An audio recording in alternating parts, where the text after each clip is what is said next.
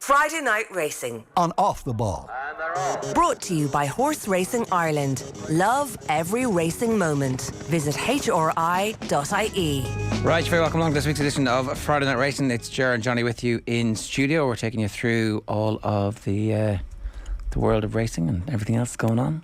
Johnny, how are you? Racing seems a bit irrelevant at the moment, but yeah, we have to soldier on, I guess. Thoughts go out to all those in the Ukraine. Yeah, it's a pretty horrific situation that we're bearing witness to at the moment. So, notwithstanding that, there is good meetings this weekend. We'll talk about those a little bit later on. If you want to leave a comment on the YouTube stream, feel free to do that. If you want to leave a comment this evening when you listen to this on the radio and News Talk, we'll check back in the text. 53106 is the number, or of course you can always get us at Off the Ball on Twitter. Our guest this week, I'm delighted to say, is Sean O'Keeffe. Friday Night Racing is of course brought to you by Horse Racing Ireland. Love every racing moment. Visit hri.ie. You can follow the Twitter account at HRI Racing, and the hashtag is every racing moment.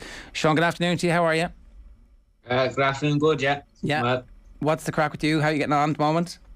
Yeah, going well. Having a good season. So, yeah, doing well. Trying to keep it going. You're pretty busy. You've got a fairly consistent level of not just success, but book of rides at the moment. So how do you keep yourself ticking over? Do you do any fitness work at the moment, or is it just you're just working? Yeah, pretty just working now. So it's been very busy all season and winter. So, you know, I'll be riding out every morning and things as well, and going racing. So I think you're probably that all keeps you pretty fit and well. So I think I need a bit of time to unwind as well then too around that. How do you do that? I would just relax really. I wouldn't do a huge amount. Just would have some at home as well, and things that I like to go home and do some horse and things at home as well. 445 rides this season, so you are kept going. Yeah, definitely. Yeah, it's been very busy, and you know, it's great. Ken Wheel, my agent, does a very good job. I've been with him since the start, so you know, he's keeping me good and busy, and hopefully he can stay that way. Are there many with Ken, Sean? Sorry? Are many with Ken as an agent, actually? He has a good few people, yeah. Yeah, no, I'm not sure how many, but he does have a good few. And your association with Willie Mullins must give you some kick. Yeah, definitely. You know, I suppose that something that really come around since Cheltenham last year. So, you know, it's a big boost towards obviously getting on the higher quality of horses as well. And you know, I suppose it gives you great confidence when you're getting the rides on them horses and things, and that he's putting the faith in you to ride some of them. So what happened? What was the turning point from your perspective in terms of, like, and I know it's very early on and we're not getting carried away or anything, but at the same point, you know, you said Cheltenham last year was a bit of a turning point there in that relationship. How did that come about? Well, he did get on a horse that was ever so slightly well handicapped, to be fair. Yeah, just been looking back on it now, you would think it'd been bad if I got him beat. So probably didn't know at the time how well handicapped he was, but we knew he had a good chance and everything. So I was just lucky to get the opportunity, and it just opened more doors for me in that the horse won as well, and I was able to move on from it. The Martin Pipes obviously open to conditional riders, which I think is a great idea. It's one of the races that one of the new races I definitely like in Cheltenham. But how did it come about you got the ridingalvindechamberlain? Yeah, so it came around. I was actually supposed to ride a horse for Henry de Bromhead, but he wasn't too sure which race he was going for, and he ended up going for a different race. So I was kind of looking for another outside ride, and I was just lucky now. Willie had the horse in it, and my agent Ken was on to them, and so I was just like to get the ride. It's mad that, you know, I suppose you talk about sliding doors moments and all that, but like the publicity of something like that wasn't even a guaranteed ride for you. It's I guess you need your bits of luck as well along the way in your career. Yeah, certainly. You know, that's it. You need a bit of luck along the way, and you know, just to try and make the most of them opportunities when you get them, I think is the big thing. Well, that, I mean, we keep talking about it, but you have to be prepared for when the opportunity arises that you're able to take it, and that obviously is the case in this instance. And frequently we've talked about jockeys before having a big win, but it doesn't automatically open more doors. It's actually just a career highlight in and of itself. For you, this is obviously part of a progression. So people have spotted that there's hard work behind the talent that you have. And so I'm kind of just interested in that mix where, did you realise when you're successful like that it was going to be a big opportunity for you at the time? Like, is it, because obviously winning the race itself is huge, but yeah, definitely it would be my biggest highlight of my career so far, definitely. You know, so it was a great race to win.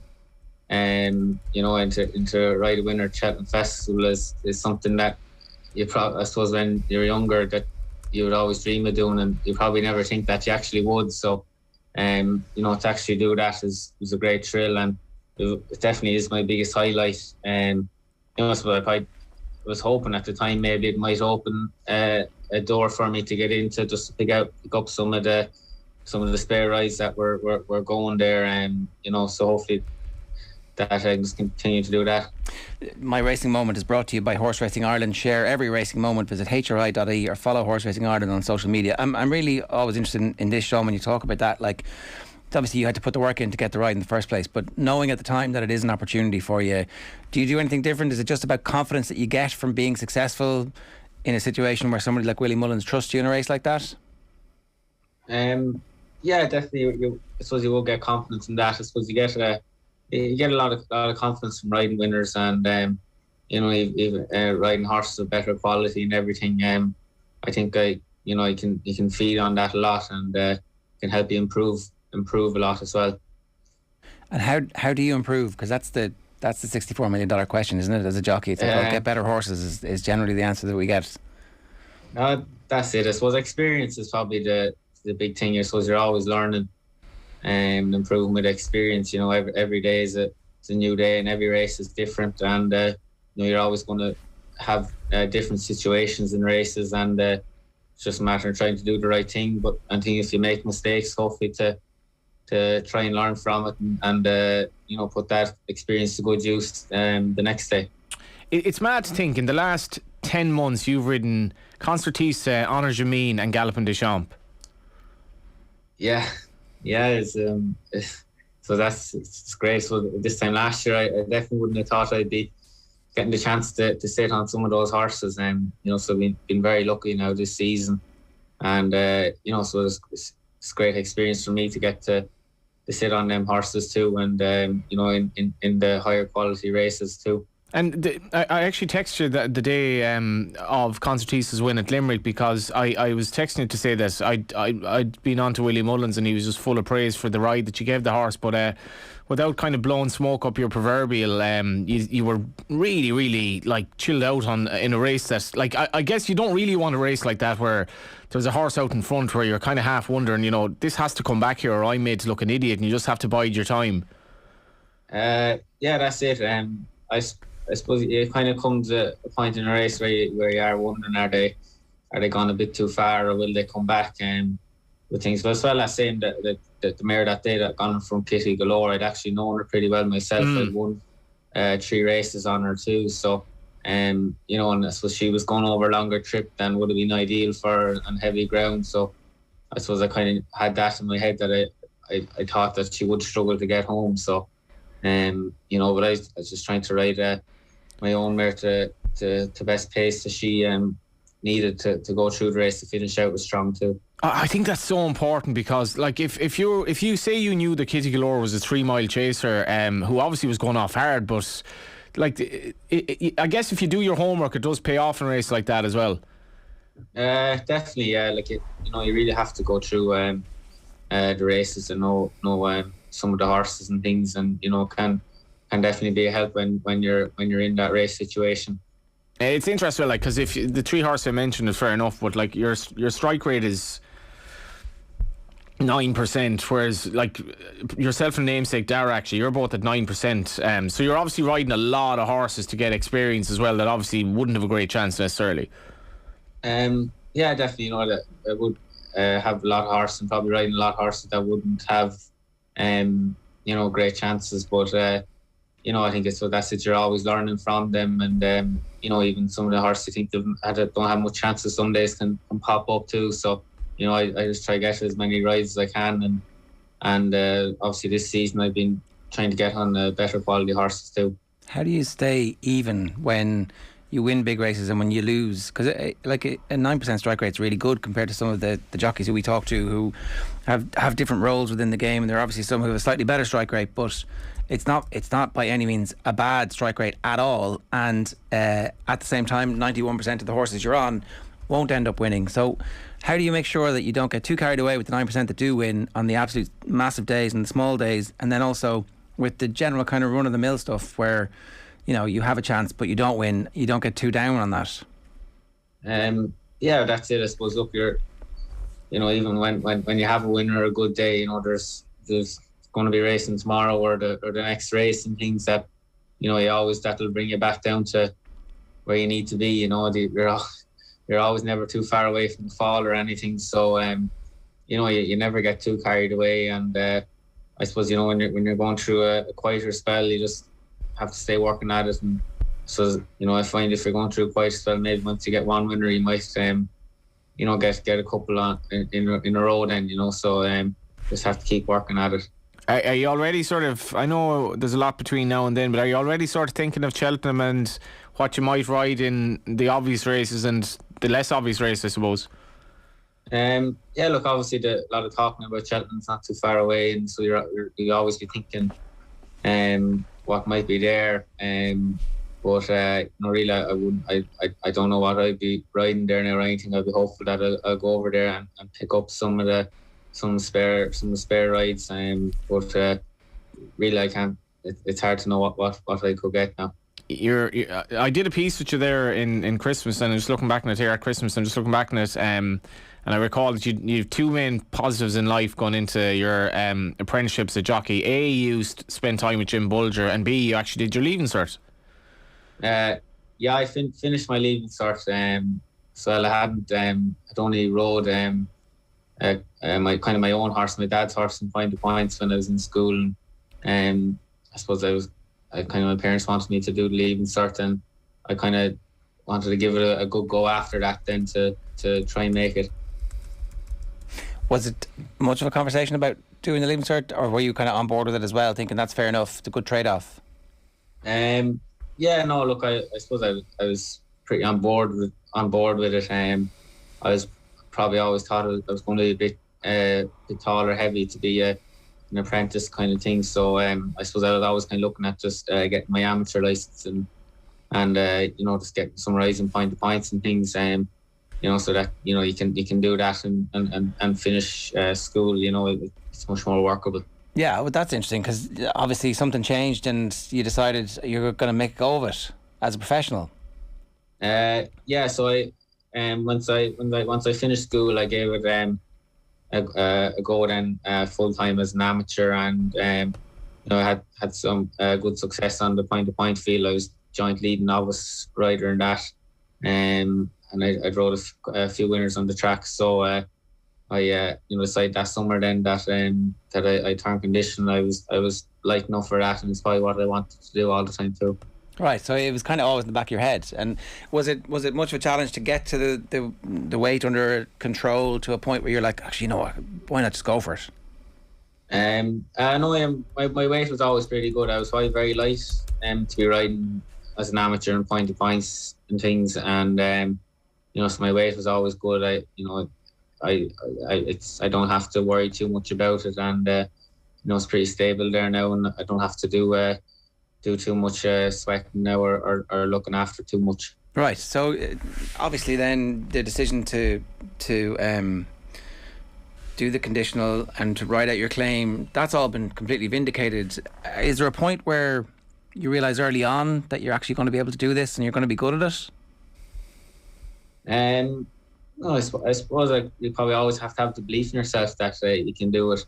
You know, I suppose I always believed once if I could get the opportunities that you know, I'd be able to you know, to make use of them. And I suppose you always have to have a bit of belief in yourself that you can do it and you can achieve. Were you good at point to point on your dad's horse? Was there something early on there where you're like, actually, you know what, I'm actually able to handle this. I understand how the race is being run. I can win these races. At what point there does the penny drop and think, actually, you know what, I'm going to go for this as well? Yeah, I suppose I had I rode the winner on my dad's horse. Was my third ride when I was still in school. I suppose I really got the buzz from it from then, and I knew that's what I wanted to give a good go at it.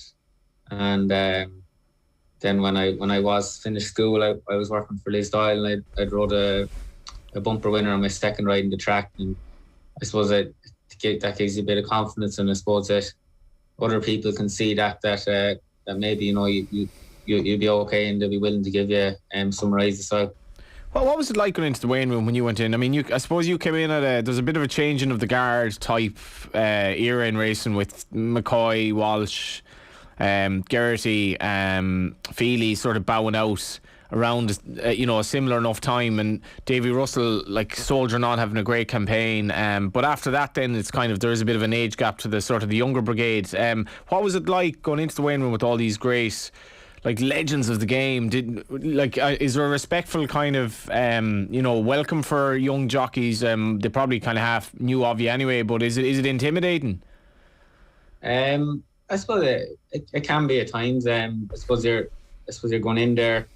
When I was growing up, I suppose that's the big jockeys were Ruby Walsh and AP McCoy and Barry Geraghty, and I suppose I rode a few times against Barry Geraghty and Ruby and things. I suppose that when you're going in and seeing them a little bit, so you're not. So when you're growing up watching them, you never really think you would be riding against them. But so it can be a bit intimidating. But really at the end of the day, everyone is pretty fair, and it's a nice environment to be in. I guess there's a nice atmosphere among the young conditionals and the young riders as well. Yeah, definitely. I think the atmosphere is always pretty good, and I think that most of all everyone seems to get on, and everyone seems pretty fair and everything. The career progression, it's not an obvious, like you need to be careful enough, I suppose, in trying to manage where you go and how you build your network of opportunities. But to end up at Willie Mullins, obviously there's no better place in the world to be a national hunt jockey. Are you there 5 days a week riding out? Is that what the kind of day job is during the week when you're not racing? No, I go there a couple of days a week, and also ride out for Jessica Harrington, who I kind of went to when I turned conditional as well. And I've had some good success from Miss Harrington, and she was very, very good to getting going when I was conditional. And I also ride out a small bit for Paul Nolan still too, who I was riding out for when I turned conditional also. So I try to keep in with them yards and everything as well. And I suppose I mostly spent most of my time kind of spreading out amongst a few different trainers. And kind of just mostly focusing on the Willie and them few trainers now. Yeah, I just like we've had the privilege of having a few yard visits at this point over the last couple of years with the show, and watching the teams of riders riding out in the morning. There's not a huge amount of communication, but if you spot anything or if you see anything, you're kind of it's incumbent on you. It's your job really to say this lad's going really well, or there's just a little bit here that we're working too much or whatever. That level of communication, is that something that you just get better at as time goes on? Is that something that you were always good at? Is it something that now that you're more successful, you're more comfortable kind of speaking up with? Yeah, so that's it. More experience you get, the kind of more you kind of know, so it's in riding out in the yards, and you get to know the different trainers and the way they train them, and what they kind of like, how they like to have their horses performing and being trained. Just was the more experience you get that way, the more you can understand yourself how the horse is going, and if the horse is going well or if you're not fully happy with them and things, and you can get that point across to the trainers better as well. You've actually had more rides for Tom Mullins and Willie Mullins. What's Tom like to ride? I think they're very interesting, the three brothers that train, because they're all very different but compelling in their own way, I suppose. Yeah, definitely. I've had a nice bit of success for Tom. A nice bit of luck for him, and he's been good to giving me a few nice rides. Kind of when David retired, he started to use me a bit more, and Tom is very good. He's a very good trainer, and he can be very good and straightforward to ride for, and I've had a nice bit of luck for him. Willie just seems to be a bit similar in that, like, there's not as much as he knows, for as much as he knows at this stage of the game, he doesn't put excess pressure on you, I suppose, or load you with instructions. No, I suppose he doesn't like to overcomplicate things. But that's the way I suppose he has. His work done. The horses come and they're fitting well and they're ready to run to the best they can. So he seems to like to keep it straightforward. Then, do you feel pressure on a ride like Alpine Deschamps at Cheltenham? I definitely would feel a bit of pressure. Certainly. But so a little bit is good as well. And for the bit of nerves too. You always have a bit of nerves, but I think you need to have that a bit too, just to keep you straight and concentrated as well. You're from a different generation, as Johnny has already alluded to the superstar names who you talked about growing up. They were the big names, which probably means you're more on social media, or certainly you are more aware of it and would have been growing up as a digital native. Is that something that you've decided to embrace or have a policy on, or kind of try and ignore as much as possible? Because as you get more and more high profile, more people will become aware of you, and it's a pretty nasty world out there. Some people will not have nice things to say. So is that something you've thought about or had to deal with just yet? Yes, so definitely I've had a few messages and things. I suppose I think everyone in the weight room has and things. But I suppose not to just have to ignore it and not to really put any pass on. It's hard though. We get messages from people all the time giving out about the most stupid, inane things, but you end up kind of thinking about it longer than you should do. You shouldn't give any time to the people who never send you anything except criticism, and yet at the same time, it's just there's just that little stone in my shoe about those. It's from time to time it's like, and then other times you're like, delete. Totally understand. Yeah. I suppose a few of them can make you laugh sometimes as well. I think some people, a lot of people, they probably don't really understand what they're talking about at all, really. So you can just take them. I find they'll just take it with a pinch of salt that way. I think in fairness in racing, the criticism of jockeys in social media is generally it's the calibre of it is just so low that, like, whereas the criticism of somebody in the media or whatever, there's probably often there might be a grain of truth to it, but like a lot of these lads have just basically lost money. And that's what it is. It's like, well, I lost on a Sean O'Keeffe horse who arrived late and was beaten half a length. He's a mug, like, what an idiot, like. And you're like, well, did you really need to go on social media to tell me that? I don't know. I guess you have to laugh, Sean, as well. Yeah, I think so, definitely. Yeah, I think I've had a bit more of a laugh out with some of them now than anything else, really. And to be fair, there'll be an awful lot of praise for good rides as well. Like, let's not get away from that. You can't get carried away with that, because the same person who does that is then going to feel entitled. If you like that, they feel entitled to give you some negative stuff, and it's like, well, you've got to take both. I actually don't. Speaking from experience, there are idiots out there who decide that their view is the most important thing that you need to know about right now, there at this second. And unfortunately, the power of social media is brilliant for so many different things, connecting people and amplifying good messages. And we're going to see it over the next while. It's going to deliver us eyewitness accounts of what's actually happening in the war, but at the other side, it's completely being manipulated. So I saw a stat the other day where I think it was like the average something or other, I don't know if it was the average American or the average whatever, spends like, could even have been in Ireland actually, spends like 5 hours a day on your phone. So you have a lot of time to do whatever, and a lot of people don't, they've even more time to just like give out on Twitter about jockeys or whatever. It's just the world we live in. One other thing, right? The weight room, obviously, you're all riding in the same races again and again and again and again, and so there needs to be some collegiality and some understanding, but you're all competitive as well. That's the other thing, is like you're genuinely trying to beat these people on a daily basis. How do you use the inspiration of colleagues to drive you on and make you better? And are there specific things you look from some of the more experienced jockeys that you're like, okay, I'm just going to keep an eye on how this person is doing this or approaching some particular part of what it means to be a full-time professional jockey? Yeah, so you definitely would learn a lot from the more experienced and the older lads in the weight room. And a lot of them can be very helpful to you as well. If you need to ask them questions or ask them about horses or any situations, in fairness, they can be helpful. And you know, it's definitely something that I try to make use of, you know, to be able to learn from them. So they're probably asking you for advice this stage, are they? No, I wouldn't think so too much now. How do you get, like, how are you, we're in this game so long, like you're riding Honor Jameen in a race in Cork, you're riding Concertista in a race in Limerick, God knows what you'll be riding in Cheltenham. They probably want some of the dust, the sparkle dust that you have, I guess. Yeah, I don't know. So I think I'm just very lucky now to get them opportunities, you know. You do seem very grounded, in fairness. Like, I think that's important. It's not like the many jockeys and many minor footballers and hurlers have gotten ahead of themselves.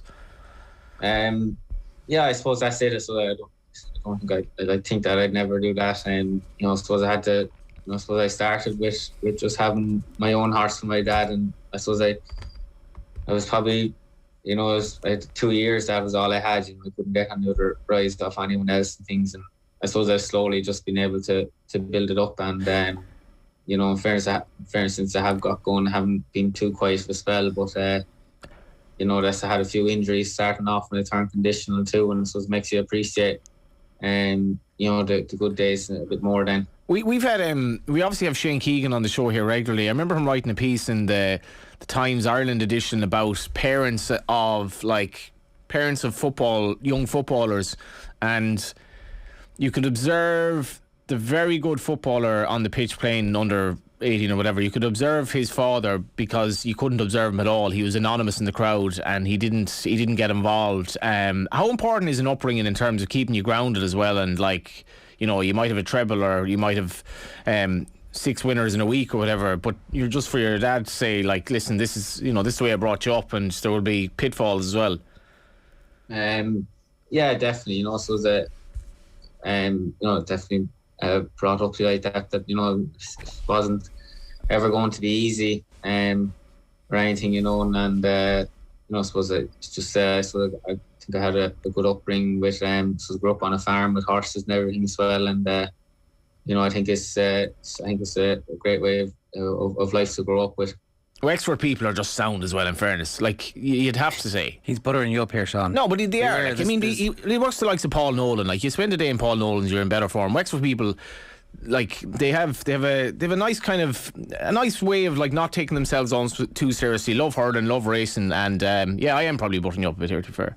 Yeah, I think so. I know. I suppose they're definitely most people are anyway. Sure, the Dubs love going to Wexford, don't they? They've like colonised it, yeah. Basically, yeah. Can I ask you about Energy Mean and Galopin-Des-Champs in particular? What are your hopes in terms of how well they're, from what you're seeing when you are down riding them out or riding out with them? How well do you expect them both to go at Cheltenham? I'll definitely be hopeful that they'll both run very big races. You know, I think Galopin-Des-Champs has been the quite big impressive horse this season so far, so it's probably a horse that's improved a lot from this time last year. He's had improved a lot, and you know, I think his jumping to over fences is a big asset, and you know, I'd be hopeful that he can do the job in Cheltenham. Who's better, Honor Jameen or Shaq and Poursois? Well, I go on Energy Mean, and I know I've had a winner on him, so you know, definitely be saying him. You know, he was got a great spin off him in Cork, and you know, I think he is the top horse. So you know, I'll be hopeful that he'll turn the form around with Shishkin someday. Anyway, is there any like chance that like when Mr. Burns joined the bowling team and Mo kind of just struck him in the knees to try and injure him, any chance you'll give Paul Townend the kick so you might get on Galopin-Des-Champs over fences at Cheltenham? Probably not. No, I don't think so. No. I suppose if that happens, there's other people there that can get the rise too. So you know, I definitely. That's why the jockeys don't play five-a-side against each other, for fear that somebody might. Well, some of them do, I think. Is there? Do Joseph and Donica's lads have a game against each other badly, I presume?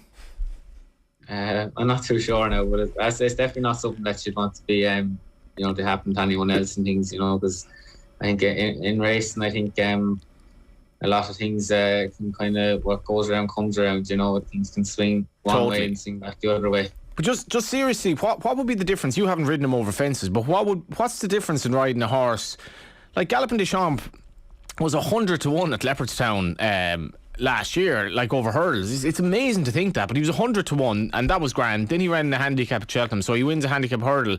But like Paul Townend, the last day, I mean, he's nothing if not brave, the horse. But I mean, that must be some buzz. Yeah, definitely. To ride a jumper like him over fences is probably one of the biggest thrills. In racing, when you have a horse that is carrying you and enjoying and taking on his fences, and clearing them like he does is it's one of the big thrills of racing. When you ever sit on a horse like that, you'll always get a good thrill. I have one last question for you. It's about where your improvement is going to come as a jockey. Does it just come from being in the situation again and again and again? It's 10,000 hours or whatever the equivalent is, or do you feel like you can embrace sports science and be more pliable and be better hydrated and do sports psychology and visualization? Is it a bit from column A and a bit from column B? What do you think yourself? Yeah, you definitely can take bits from both. Definitely can do. You have to do everything right for yourself to have yourself in top shape, fitness wise and mentally for the race. And I think definitely the experience is a big help as well, and learning from previous races and mistakes that you've made and things. I feel like your generation are more open to embracing sports psychology and the science of performance than some of the previous generations. Like a lot of the legendary jockeys that we've spoken about embraced parts of that as they got older and older, and even you think back to like Roy Keane doing yoga in his 30s but not in his 20s, but actually if he'd done it in his 20s he would have been better and lasted longer. Yeah, definitely. I suppose it probably is something maybe when you get a bit older that you probably do look into more. I suppose when you're younger you kind of just want to get out there and do it, so it's probably something that is a big help if you can look into it and start doing that at a younger age. You see the rugby boys last night, the 1982 Triple Crown winning team, was it? And like, what a different world. But at the same time, you kind of romanticise the likes of Paul Carberry, who I think Paul Carberry said, Sean, like, in my day you'd go for a few pints, now they go to the gym. Yeah, that's it. It's definitely a different game now. Everything seems to be gone much more professional. I think you could probably say that for all sports. And that I think all athletes and competitors have to be more professional. As the bar is rising the whole time. So you have to work hard to go with it. Well, listen, we wish you the very best of luck, Sean. Thanks very much for joining us this week on Friday Night Racing. Cheers. No problem. Thanks very much. That's our guest this week, Sean O'Keeffe. A reminder, Friday Night Racing is brought to you by Horse Racing Ireland. Share every racing moment. Visit hri.ie or follow Horse Racing Ireland on social media. Back after this. Friday Night Racing on Off the Ball. Brought to you by Horse Racing Ireland. Love every racing moment. Visit hri.ie.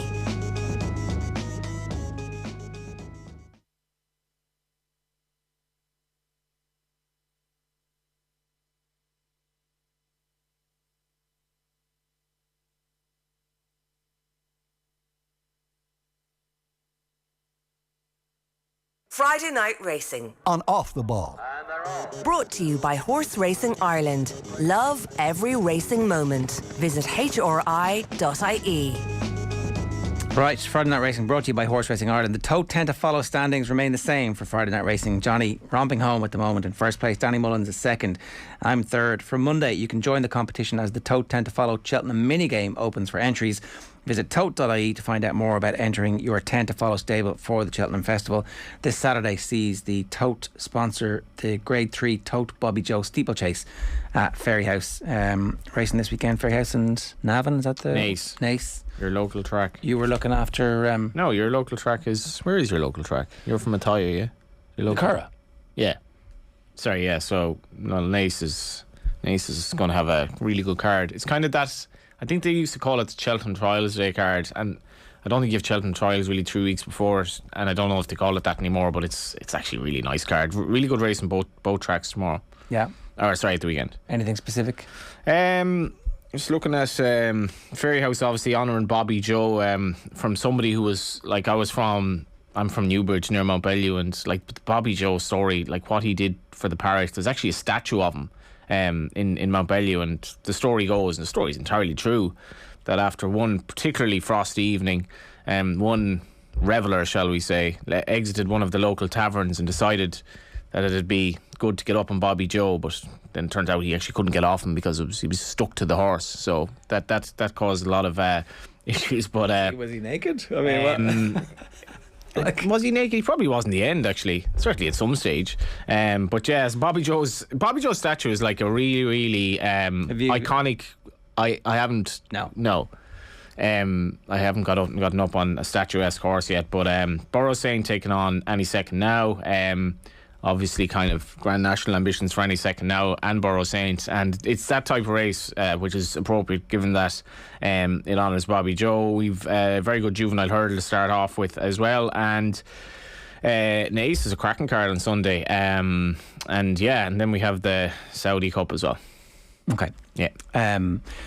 During the week there was a stable visit for Willie Mullins, or maybe the stable visit was last week, and it was in the papers this week that he was urging anybody with any information around doping and racing to come forward. This is on the back of the piece in the Sunday Independent last week. The second piece is going to be this week. Is it a two-parter or is it a multi? Do we know? Is it more than two? Actually, I spoke to somebody from Dindo today, and he was saying it might be three, but it's obviously certainly two. Remember the Michelle Smith thing, which I thought was excellent. I think that was 3 parts. It's great to see that in the days of journalism's in a tricky place. Great to see the Sunday Independent given the resources to something like this and given the time, because it's not that easy anymore in journalism, and I think part 2 is on Sunday. Okay, well, we'll wait until that comes out to have a more in-depth conversation around it, and when all the evidence is available. Well, let's just say part 2 needs to be an awful lot better than part 1, because that just left so much to be desired in terms of journalism. I can't even go into it here. Well, sorry, you can't say that without actually then... There was just far too much stuff left out. Okay, well, you need to explain. But again, it was discussed here, it was discussed in many places. There have been follow-up pieces in the Racing Post, which were very good, in the IrishRacing.com, in Irish Times by Brian O'Connor, that were, I think, fair journalistic pieces. Like Steve Mahon, the way he was portrayed in the piece, I thought was just not accurate in terms of the stuff that was left out. Okay, so there's extra detail that needs to be included before a full picture is given, is your view? Yeah, I would agree with the fact that there's no such thing as impartial journalism. If Johnny Ward wants to write a piece, sorry, I shouldn't be using the third person, but if I want to write a piece about anything and it's 3,000 words, I already have an agenda, or already have something in my head that I think this is the way I kind of want to write it. And sometimes you will leave stuff out that maybe you should or you shouldn't, and impartial journalism may not exist, but there was stuff left out of this piece about Steve Mahon that is just unforgivable as far as I'm concerned. Well, maybe it's going to appear in part 2. That's the... Yeah, but not, like, some people won't read part 2. They read part 1. At the same time, but at the same time, we clearly marked that this is a 2-part thing. I guess the question will come down to whether or not the stuff about the whistleblower gives you so much pause for thought that you disregard what the whistleblower is saying, or if it's almost irrespective of the character of the whistleblower, you can say that there's a grain of truth in what he's alleging, and that's where ultimately this is going to come down to. He's been proven to have, like, basically lied about stuff in the past. This is proven. Read Richie Forrest's piece in the Race Post. It's very good. No, that's not to say what Steve Mahon is. And again, like, according to Vincent Finnegan, he could not name the horse. He could not name the horse that apparently went on and won the race. You need to read the pieces here. So there's a lot of conflicting stuff going on here. But in fairness, I absolutely laud Paul Kimmage for putting in so much effort into trying to find drugs in racing, because I don't think that's a bad thing at all. And I think it's great that we have journalists who are putting so much effort in, and he will point out that the racing media is kind of goes along and doesn't do enough. And if I'm part of that media, I wouldn't necessarily disagree. I think, like, in the day-to-day kind of mundanity of it all, we maybe lose sight of looking into stuff like this. And I think some of the stuff he brought up about Lynn Hillier and her poor communication skills, again, is probably very valid. But the stuff I said at the start, I certainly won't go back from that. I thought there was far too much stuff left out for that to be a good piece. Alright, Friday Night Racing on Off the Ball is brought to you by Horse Racing Ireland. Love every racing moment. Visit hri.ie. Make sure you get the Sunday Independent, make your own mind up on Sunday. We'll see you next week. Take care. Friday Night Racing On Off the Ball. And they're Brought to you by Horse Racing Ireland. Love every racing moment. Visit hri.ie.